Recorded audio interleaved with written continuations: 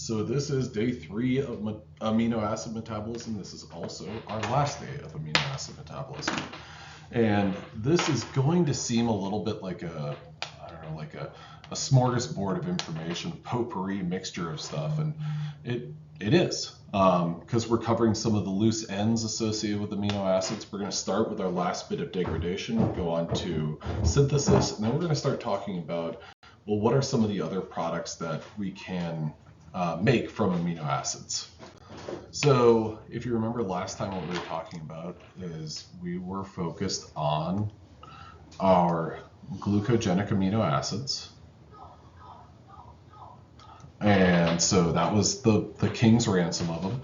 The amino acids that I was most interested in y'all being familiar with was this group up here, the ones that are metabolized into pyruvate.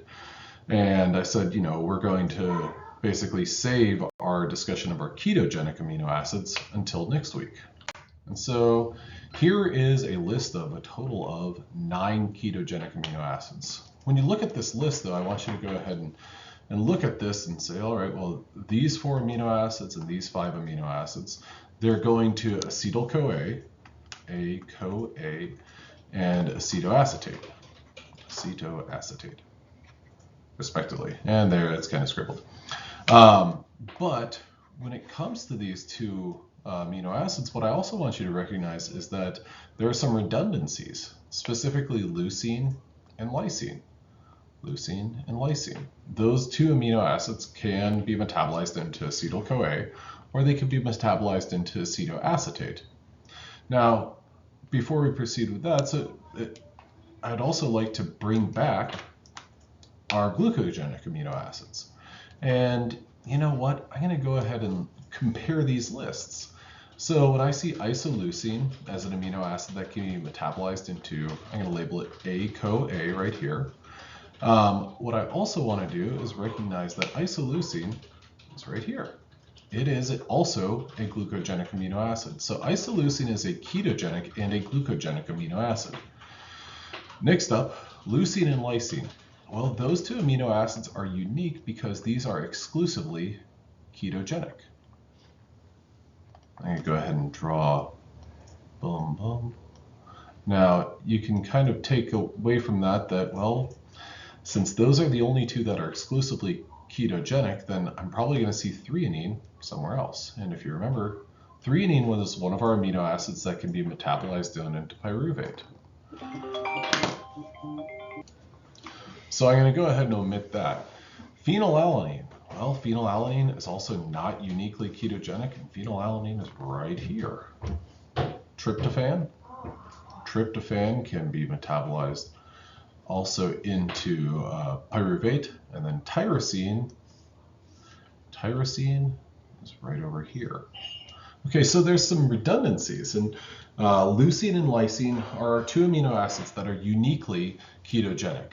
They are not glucogenic, they are not glucogenic/ketogenic, but so with that in mind, of these, let's see, since those 2 are redundant, we don't have 9 amino acids that we classify as ketogenic, but instead we have 7 amino acids. These 3, these 2, and these 2. 7AA are ketogenic. Then 2 are only ketogenic, only keto. And then that means 5 of them are gluco-keto. Okay, so I wanted to go into these 2 amino acids that are uniquely ketogenic. And those 2 amino acids are leucine and lysine. If you look at this right here, we've got lysine. Lysine can be metabolized into acetyl-CoA. Lysine can also go to acetoacetate. Now, acetoacetate is an example of an alpha-keto acid. And this shows us our pathway by which lysine goes down all the way to acetyl-CoA. Now, involved in all of this is there are quite a few different steps. There's quite a few different steps, and these are not steps that I want you to commit to memory. Now, so what I want you to know about lysine's metabolism metabolism is that lysine is a uniquely ketogenic amino acid. Next up, an almost equally as complicated metabolic pathway. This is from biosic.org, which is a pretty cool resource. If you ever have the opportunity, go to biosic.org and you can type in metabolite, and it will sort it by organism. But you can see this metabolite goes to this, and it's a reversible reaction. Here are the reactants. And this shows leucine going all the way to our acetoacetate. Again, what I want you to know about leucine and lysine is those are our two uniquely ketogenic amino acids. All of our other amino acids that are ketogenic are also glucogenic amino acids. So this table right here shows us basically a different perspective on how we look at amino acids. If you think back to your first biochemistry class, we classified amino acids and we did it based on their R groups. Or 20 proteinogenic amino acids. Some of y'all were instructed on 22 proteinogenic amino acids. But we looked at those R groups and we looked at, well, how do we classify it? Is it a non-polar group? Is it a polar positive? Is it a polar negative? Is it a polar uncharged group? That was some of the stuff that we got into when we were classifying. Well, here what we're going to do is look at them from a slightly different perspective. And that different perspective that we're going to use is basically a question of, does our body need to synthesize them, or can our body synthesize them? Now, if our body needs to synthesize them, then we would classify them as non-essential amino acids. If our body does not need to synthesize them, we classify them as essential amino acids because they are essential. They are an essential part of our diet so that we can produce them. Now, with that in mind, we've got this nice kind of categorization of essential versus non-essential. Right-hand side is your non-essential amino acids. Left-hand side is your essential amino acids. One thing that's worth noting is that some places you'll see something like this little this superscript here.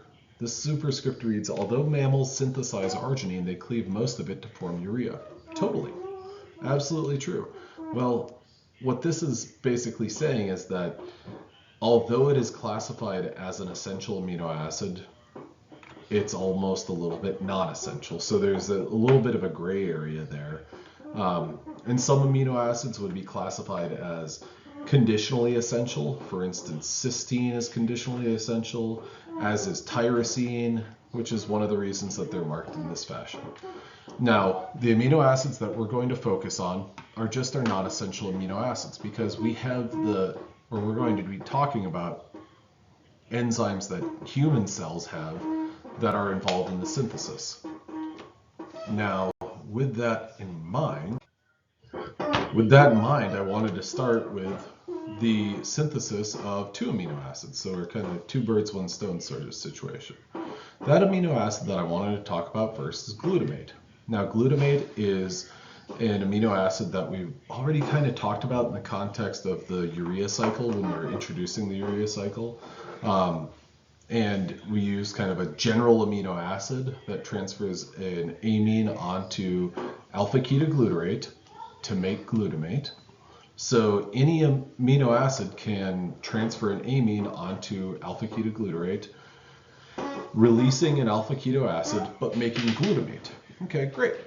Now, the next step in this pathway is when you think about glutamate. Now, this was really helpful for me to get familiar with the structures of glutamate. Again, this is our backbone, down here and down here. So that means this, where I'm putting my star and I'm erasing other things. That's the star. There we go. That's my R group. So that R group has a carboxylic acid for glutamate. I've got 1, 2, a beta and a gamma carbon, and then I've got a carboxylic acid. Well, what I'm going to do is use glutamine synthetase to ultimately transfer NH2 onto that R group, making glutamine. Okay, now that's good and well and everything, but this brings into kind of question or introduces this enzyme glutamine synthetase, or GS. Now what glutamine synthetase is going to do is it's first going to phosphorylate glutamate, making a sorry, I said beta gamma. This is a beta carbon. This is a delta carbon. This is a gamma. This is going to make a gamma glutamyl phosphate intermediate. Now this gamma glutamyl phosphate intermediate, this intermediate is one of the molecules that's produced as a part of this glutamine synthetase reaction. Now that's significant because this enzyme glutamine synthetase, effectively what it's doing is it is a key cog, a key enzyme in nitrogen metabolism. Now this is a key metabolic control point, and it's also a pretty interesting study on bacterial enzymes, specifically bacterial glutamine synthetase. This is a 12 subunit long or 12 subunit protein. So it's quaternary structure. It's got, if I remember correctly, it's a two-layer donut. So that means it's 6 subunits making a circle and then 6 more subunits making a circle below that. Now this enzyme is regulated by adenylation. So the addition of an adenine to this enzyme is going to slow it down or speed it up. Adenylyl transferase regulated by uridyl transferase. And what this enzyme is going to do is it's going to sense metabolite levels and act. Now, to give you a sense of what this enzyme looks like, this is one donut, this is another donut. This is 6 subunits, 6 SU, and this is 6 subunits as well. Now, this is a top-down view of it, and this is how it gets that donut shape or donut kind of structure. But also, the last time I looked at it, I was like, oh man, they are super big Red Hot Chili Peppers fans, glutamine synthetase is, because that was on all their albums for a long time, or at least their second album. At any rate, glutamine synthetase has active sites that are at the subunits interface. So here's one, here's another, here's another, here's another, here's another, and here's another. As you can imagine, since this is a 2-layered donut, on the other layer we've got the same sort of thing. Now, bacterial glutamine synthetase, this is a way that it's regulated. Okay, so what this enzyme is going to do is, I'd like you to look at the 12 o'clock position and the 6 o'clock position. We have a tyrosine residue, TYR. And that tyrosine residue is going to receive, so we've got a nitrogenous base, adenine, we've got a ribose sugar, and we've got a phosphate group. So this is an example of an adenylation. So this phosphate links our base and our sugar to this tyrosine residue. Okay, so when glutamine synthetase or GS is adenylated, it is in its less active form. Okay, now let's go back down to the 6 o'clock position. Glutamine synthetase, again, still has that tyrosine residue, but it is not adenylated, and that form of the protein is more active. Okay, so a very good question on that is, well, how does it get adenylated? Well, the way that this gets adenylated is with this enzyme known as adenylyl transferase. So adenylyl transferase is a regulator of glutamine synthetase. Adenylyl transferase, what it is going to do is it is going to transfer a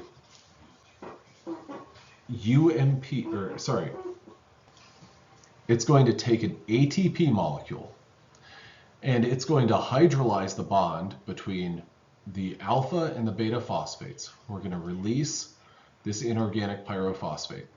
The remaining AMP is going to be added to this tyrosine residue, which is what we get right here. So adenylyl transferase is going to do that. Okay.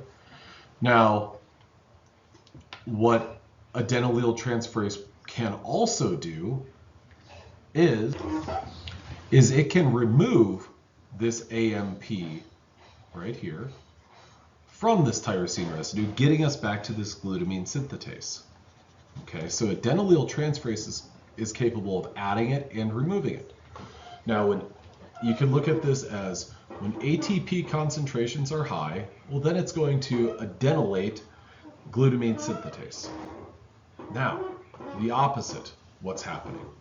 Well, adenylyl transferase, when itself is uridylated, so it has a UMP that has been added to its structure, well, then it is more likely to remove this AMP with the help of an inorganic phosphate. So it's going to use this phosphate to drop, or to basically, chump this whole thing off. That phosphate is going to be added to that alpha phosphate, which is where we get the ADP. Okay, so one way you could think about this is uridylated adenylyl transferase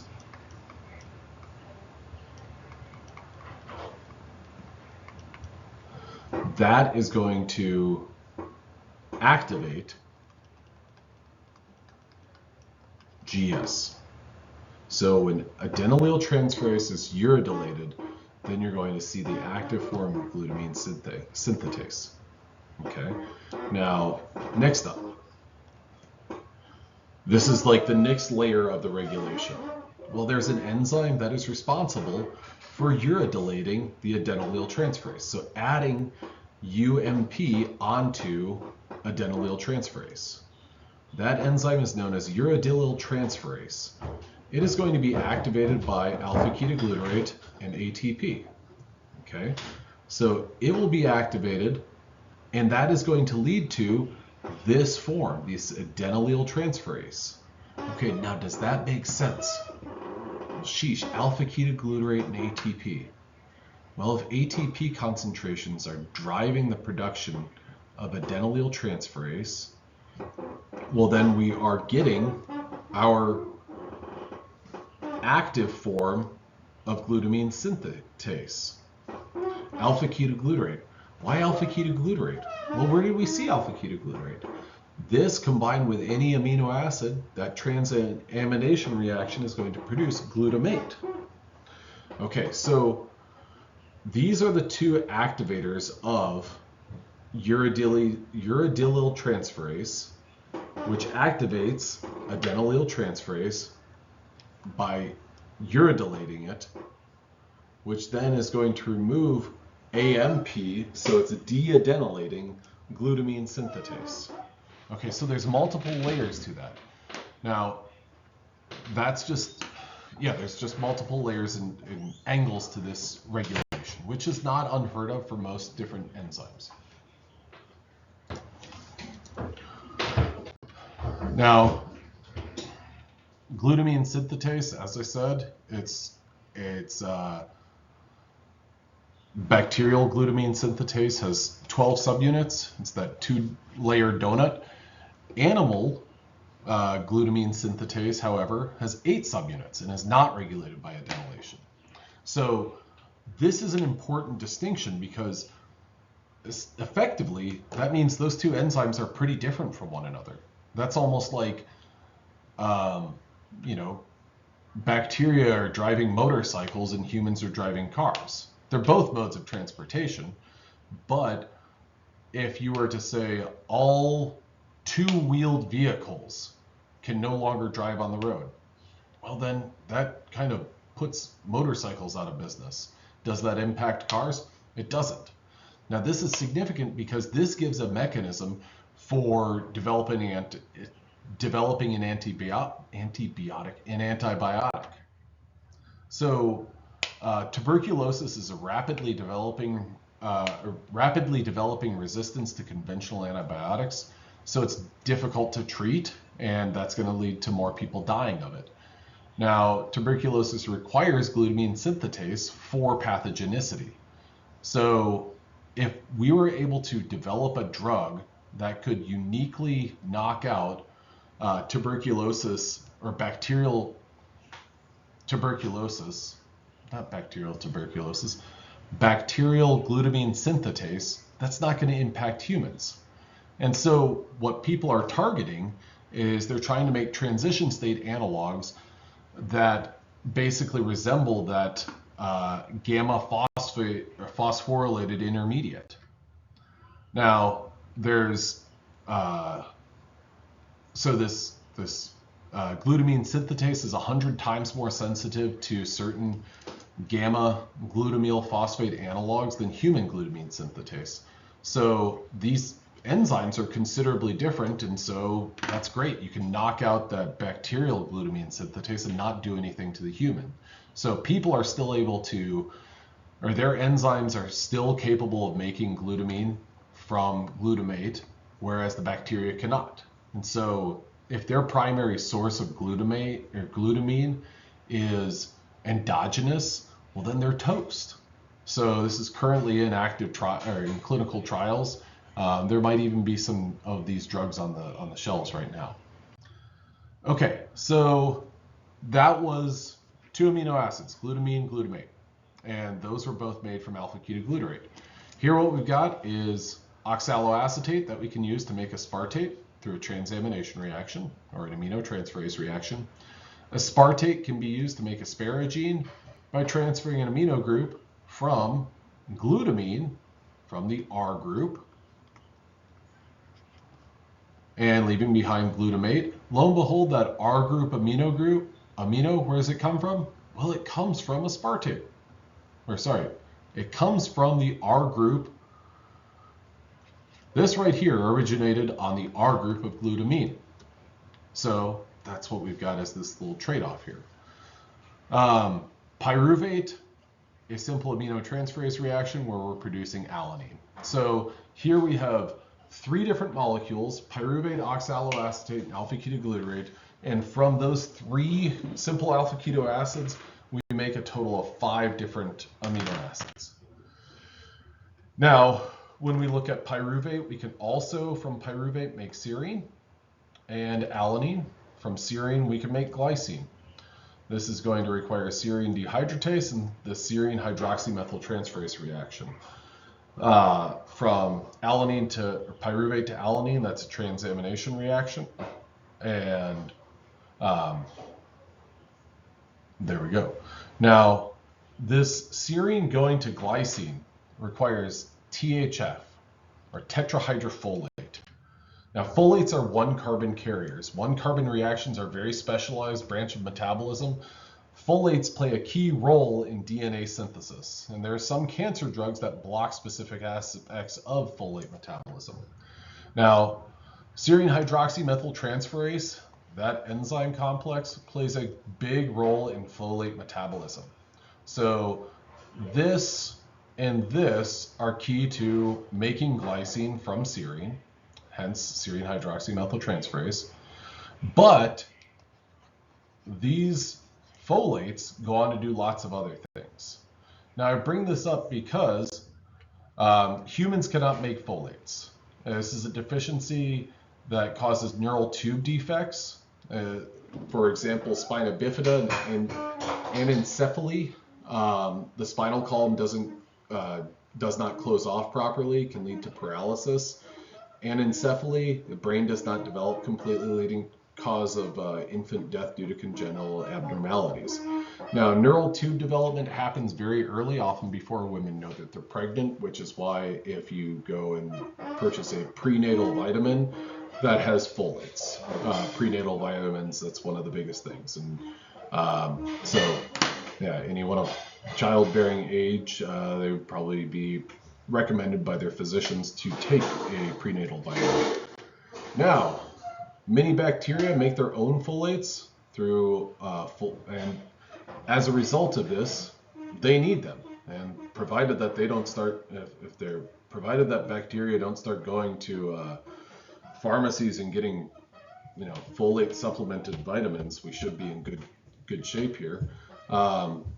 There are lots of drugs known as sulfa drugs that are folate synthesis inhibitors. Sulfonamides here are a class known as sulfonamides. They kind of resemble this para-aminobenzoic acid that is an intermediate in folate metabolism and folate synthesis. So these sulfa drugs effectively act as antibiotics. Now, inborn errors of folate transport and metabolism are hereditary folate malabsorption, glutamate aminotransferase deficiency, methylene tetrahydrofolate reductase deficiency, methionine synthase reductase deficiency, methionine synthase deficiency.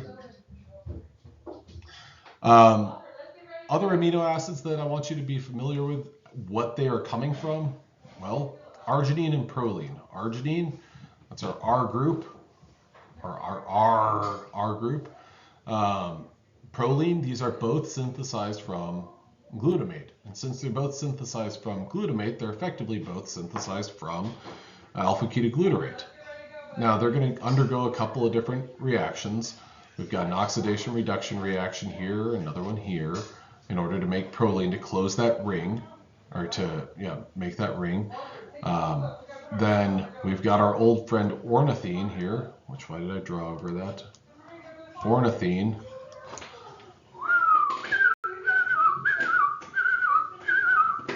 Fly. Ornithine from birds.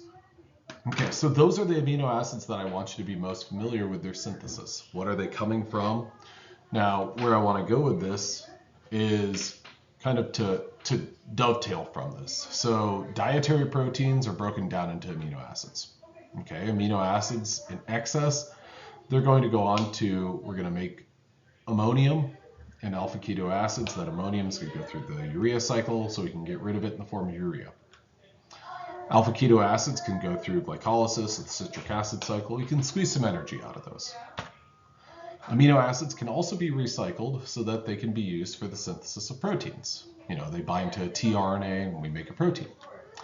Alternatively, amino acids can go on to produce substances like heme and other complex molecules that are very essential. So there's a bunch of reactions using amino acids as biosynthetic precursors. So glycine is the amino acid that we use to synthesize heme. So glycine, what we're going to do is we're going to put that onto PLP, just like we've done with our aminotransferase reactions. And when we do that, we're also going to bring in a molecule of succinyl-CoA. And what we'll do with that is effectively, our kind of purpose for doing this is to decarboxylate the succinyl-CoA so that we can produce ultimately this molecule right here, which is a combination of glycine and succinyl-CoA, also known as sigma amino levolinate. And so our other product is going to be carbon dioxide.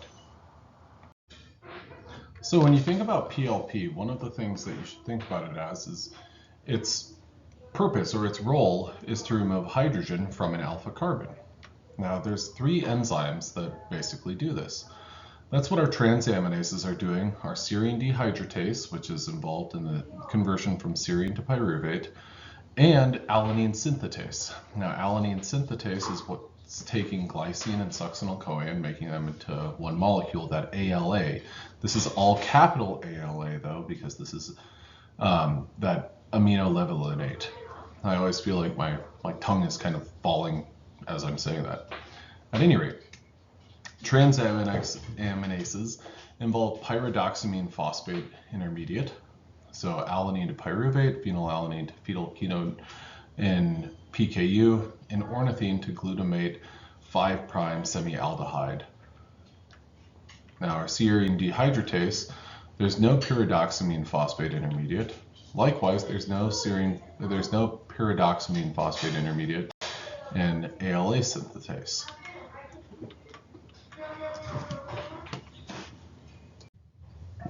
Okay, so it's hard to kind of wrap your mind around our simplest amino acid, glycine, being a key player in the production of that large ringed molecule of heme. So it takes a minute to kind of like take a pause and see, like, look at all of the different atoms.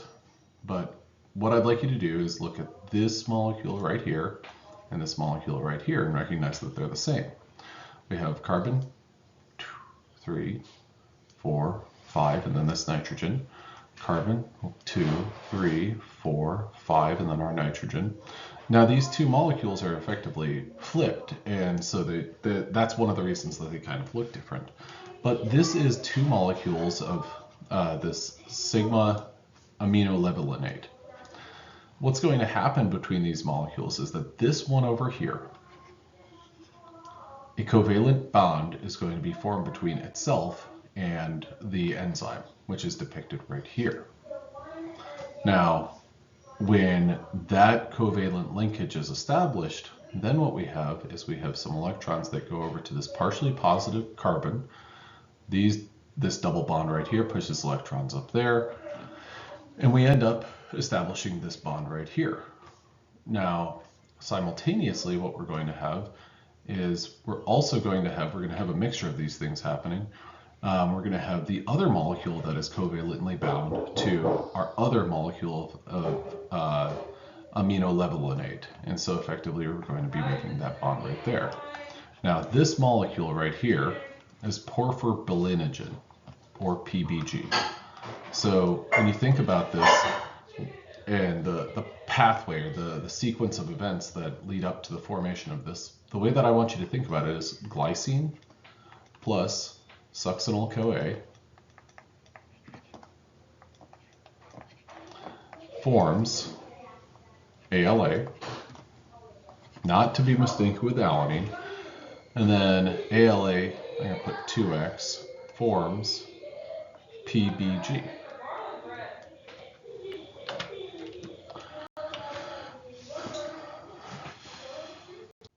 Now I like this depiction right here because it kind of puts everything into kind of proper perspective. Where are some of these steps taking place? Well, the first few steps, the succinyl-CoA, you're not mistaken, that succinyl-CoA is from the citric acid cycle. So, I think that it's always kind of interesting to say, okay, well, this metabolite or this intermediate within this pathway, it's actually going in 3 different directions. So, where is it ending up? Well, here's our succinyl-CoA and our glycine. Those are going to come together to make the aminolevulinic acid, or the aminolevulinate. That ALA right here is going to be used and 2 molecules of that are going to be transported out of the mitochondria. 2 of those are going to be used to make PBG. So this is porphyrobilinogen synthase. Porphyrobilinogen deaminase is going to be focused on, deaminating it, so removing some of the nitrogens.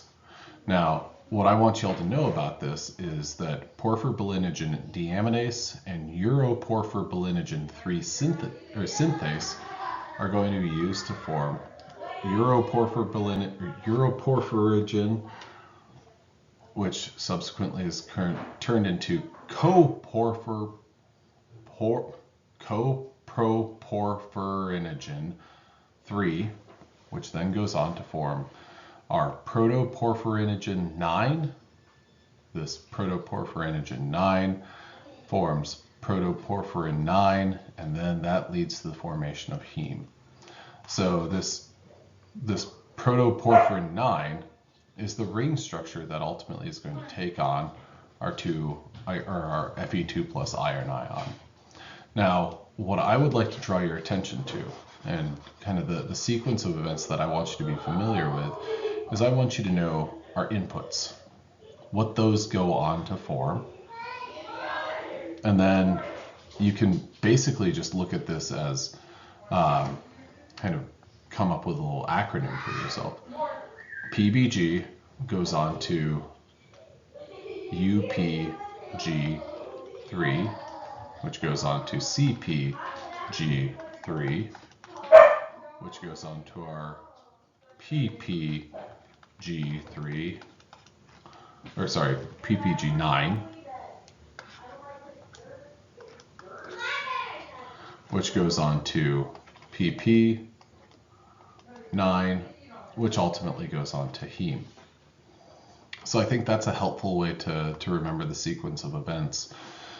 Now, with that said, I'd like to draw your attention to 2 of these enzymes, specifically the porphyrobilinogen deaminase and uroporphyrogen 3 synthase. Now, these 2 enzymes are critical ultimately for the formation of our ring structure, our heme molecule. Now, what these can lead to is if there's a deficiency in this enzyme right here, this uroporphyrinogen 3 synthase, that can lead to red urine or fluorescent red/brown teeth. Extreme photosensitivity, skin ulcers can appear very quickly and easily, as well as scars. Increased hair on the face and arms. Porphyrin deaminase deficiency can lead to intermittent accumulation of ALA, this guy right here, and PBG. So it's almost like this will kind of gum up the works and slow down, the train leaving the station. So ALA and PBG, severe abdominal pain, probably around the liver, red urine, neurological dysfunction, and it was believed that King George III of England had this as a deficiency during the American Revolution, which explained, I guess, some of his neurological dysfunction. Now, when it comes to heme degradation, the pathway is a little bit different. Specifically, I always think about this with respect to a bruise. I have an older brother who was not like mean, but periodically we would like wrestle and fight and everything. And periodically we'd get bruises, and those bruises would slowly but surely go through a sequence of pigment differences. First it would appear like red, and then kind of green, then yellowish brown. And this is all because of the heme degradation products. So the sequence of your heme degradation products is heme breaks down into a molecule known as biliverdin. So basically that ring opens up very quickly. That biliverdin breaks down into bilirubin. That bilirubin turns into urobilinogen. And that urobilinogen breaks down into two different products, stercobilin and urobilin. Now, these are a little bit easier to see just because the primary reason is that they're insoluble. And so it just takes time for your body to get rid of them. Bilirubin is an insoluble molecule, bilirubin right here, with a yellow-brown pigment. And so many times, either if somebody has liver disease or if, babies are considered to be jaundiced and their skin or their eyes have a accumulation of this, their skin appears much more yellow. And this is something that also accumulates when somebody suffers from liver failure. Their skin gets to be a very robust, yellowish brown. When it comes to premature babies, effectively what can be done is they can be put under fluorescent light for a certain amount of time. They can be taken out into the sun. But basically you just want to break this bilirubin down as much as possible, and it can be broken down with the help of sunlight. Okay, another substance or another amino acid that we can use to synthesize something is histidine. Histidine is used to make histamine. Now histamine histamine from histidine is going to use PLP, but rather than removing an alpha hydrogen, we're going to be removing carbon dioxide. So effectively, those are our two purposes for PLP, either remove a hydrogen or CO2. Now, I want you to know the structure of histidine, because it was something that you talk about in your first biochemistry class. When you look at these two molecules and you're thinking, what's the difference? Well, think about your amino acid backbone, NCC. Well, effectively, histamine is the exact same, but rather than this second C with that carboxyl group, it's just going to look like this. So everything else effectively looks the exact same. So this isn't something to be like, oh my gosh, I need to know the structure. Well, by virtue of knowing the structure of histidine, you know the structure of histamine. It's a decarboxylated histidine. GABA is a major inhibitory neurotransmitter in the brain. It's involved in many different anxiety disorders, epilepsy, addiction, and GABA is produced by, again, using PLP. And by using PLP, the purpose for using PLP is to decarboxylate this glutamate. Again, NCC, and we just get rid of that C. We replace it with a hydrogen. And then we end up with GABA in place of glutamate. Another amino acid, tryptophan, is converted to serotonin, neurotransmitter. And what effectively is happening with that is, or what we're aiming to do with this, is we're aiming to do a couple of things. First of which is we're going to take tryptophan, that 2-ring structure. I always like to think about the single letter code as W. We're going to add a hydroxide group, and that's going to give us 5-HTP. Now 5-HTP is something that you could actually buy at HEB as a nutritional supplement, and that's a more direct precursor to serotonin synthesis than take tryptophan, for example. In addition to that, let's take a look at the structure of tryptophan. Okay, so let's just ignore the backbone of these two. Okay, so I'm going to remove that. Tryptophan, we've got a 6-membered ring and a 5-membered ring. If you were to classify this as polar or non-polar, I think that it's pretty safe to say that you'd say that it's non-polar. It doesn't have many groups that are particularly polar. And so if you think about ingesting like a capsule of tryptophan, what are the chances that it's going into solution really well? Well, they're not fantastic. Meanwhile, 5-HTP. So let's go ahead and say tryptophan. I'm going to call it relatively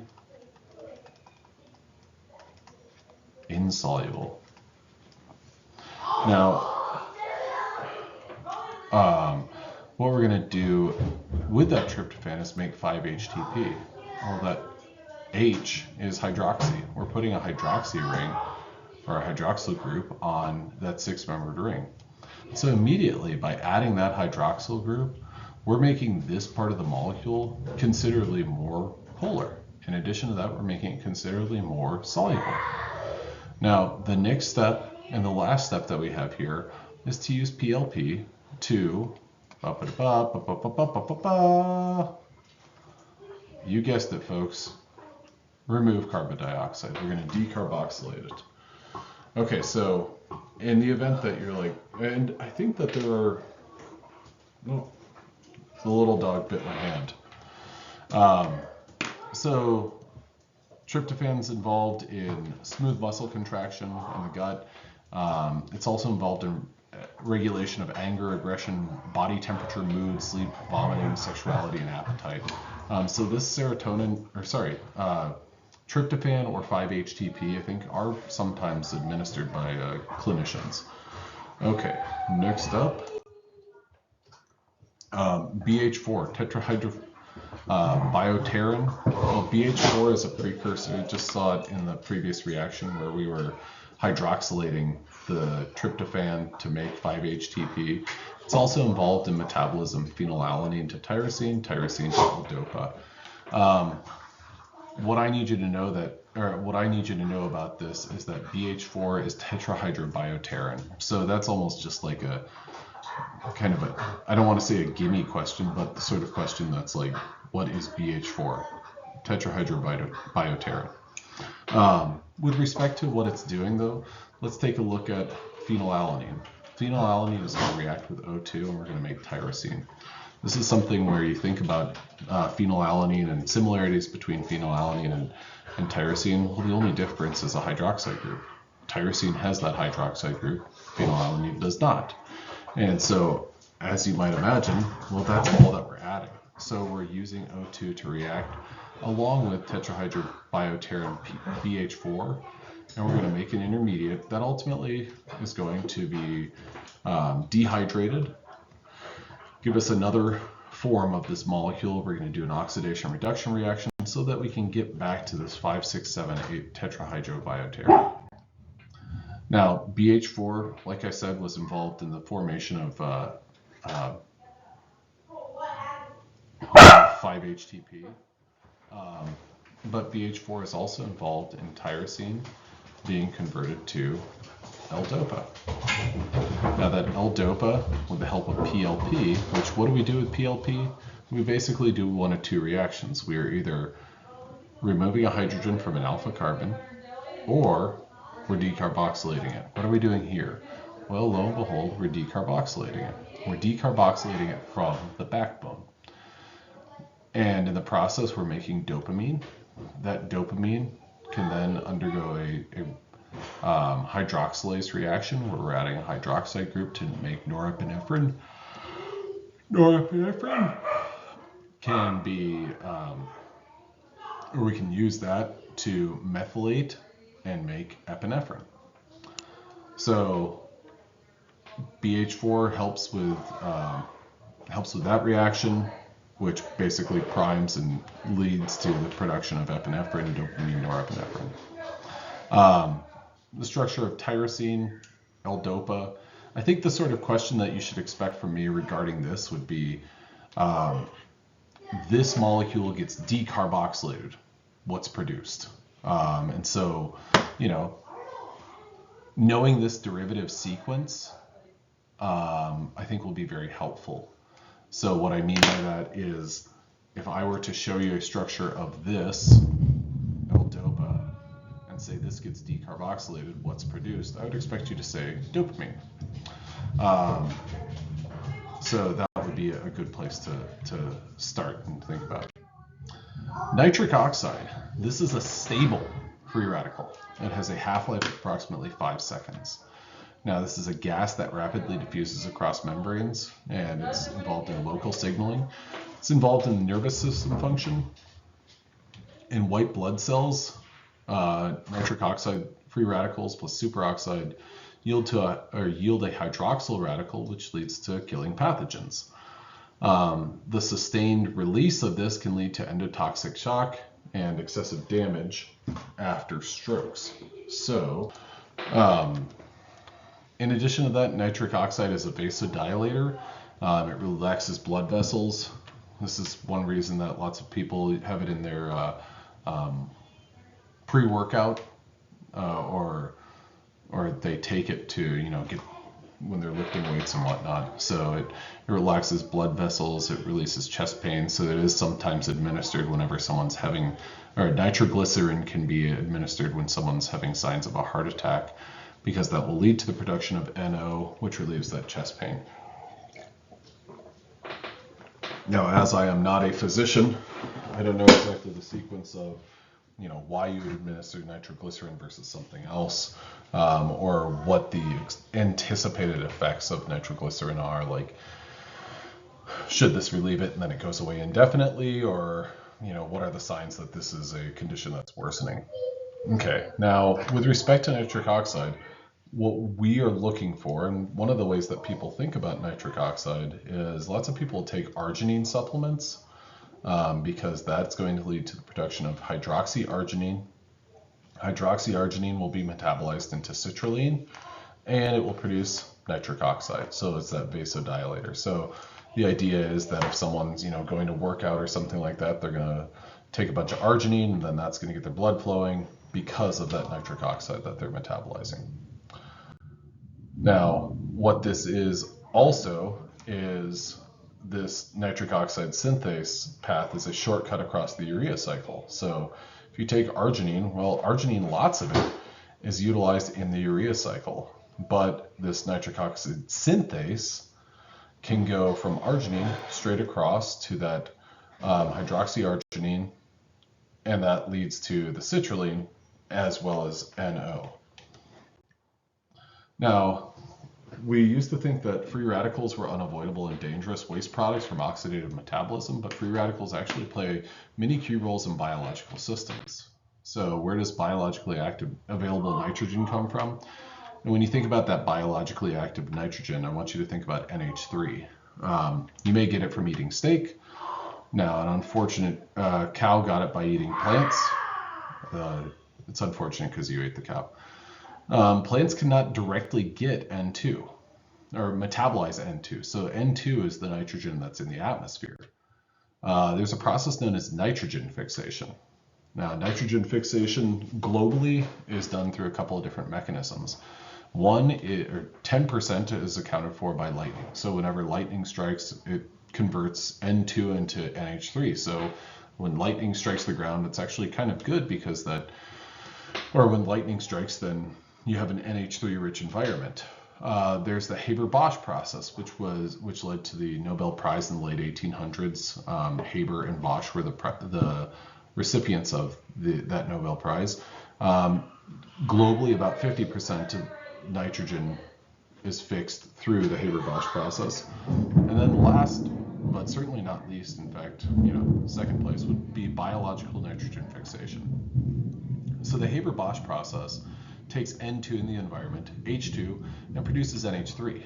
Now, in order for this to happen, you have to have approximately an environment that gets up to 500 degrees Celsius, 300 atmospheres of pressure, an iron catalysis, and globally this uses about 1% of the world's total energy. So, next time you feel bad about filling up your car with gas, instead think about, global agriculture. And I'm not saying that like negative towards farmers or anything like that, or farming, but this NH3 that's your fertilizer. And a lot of energy goes into getting that fertilizer. Now, an alternative to this is biological nitrogen fixation, which takes N2, some electrons, some protons, ATP, and makes NH3, H2, ADP, and PI. Now, biological nitrogen fixation is done with the help of plants. So like I said a moment ago, plants can't metabolize N2, but these guys right here can. These are what are known as root nodules. And this biological nitrogen fixation occurs in certain bacteria and cyanobacteria. The legume rhizobia symbiosis and root nodules. So these little structures right here, these things that actually they kind of look like, unhealthy growths. That is where there are certain bacteria that can grow in this environment and help out with this nitrogen fixation. So the plant is going to supply nutrients like hemoglobin to protect nitrogenase O2, and the bacteria is going to provide NH3 for both the plant and itself. Now, can other plants be induced to collaborate with rhizobia and to fix N2? Well, the formation of root nodules involves complex interactions between the symbiotic partners.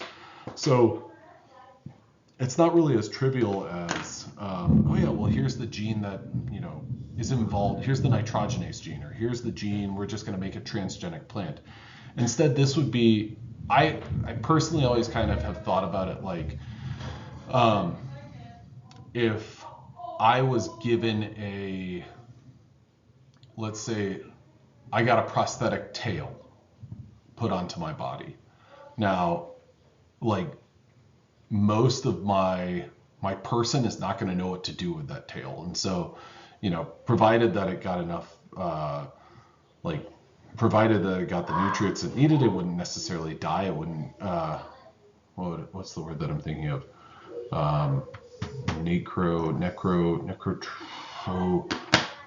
Not necromancer, because I think that's like a book in the Evil Dead movies.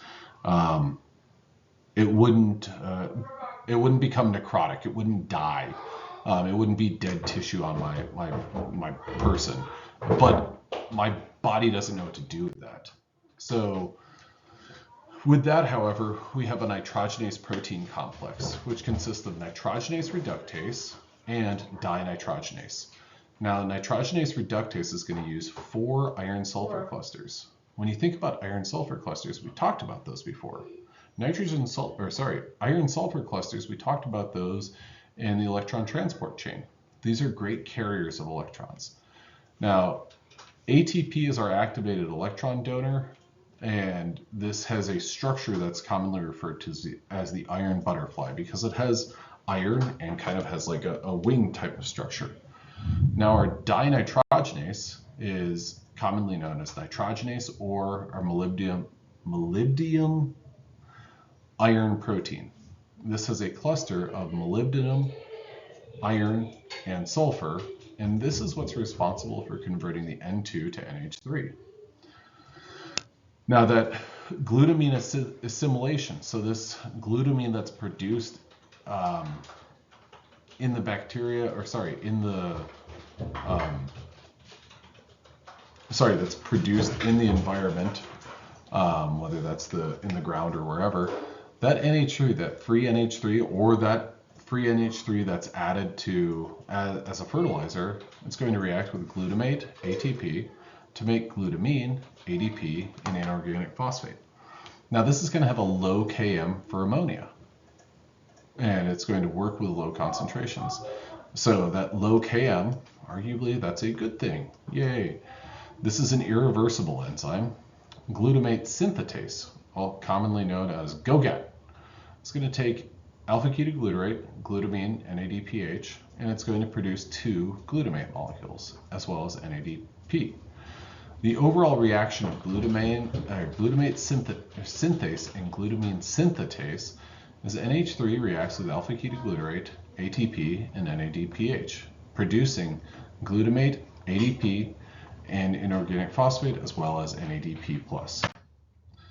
Now, the question is, why not use glutamate dehydrogenase for nitrogen assimilation? Well, the reason for that is this NH3 reacting with alpha-ketoglutarate as well as NADPH or NADH is going to produce glutamate and NADP plus or NAD plus. Now the delta G for this is basically 0. So in addition to that though, this enzyme, glutamate dehydrogenase, the biggest problem is that it has a high Km for both NH3 and glutamate.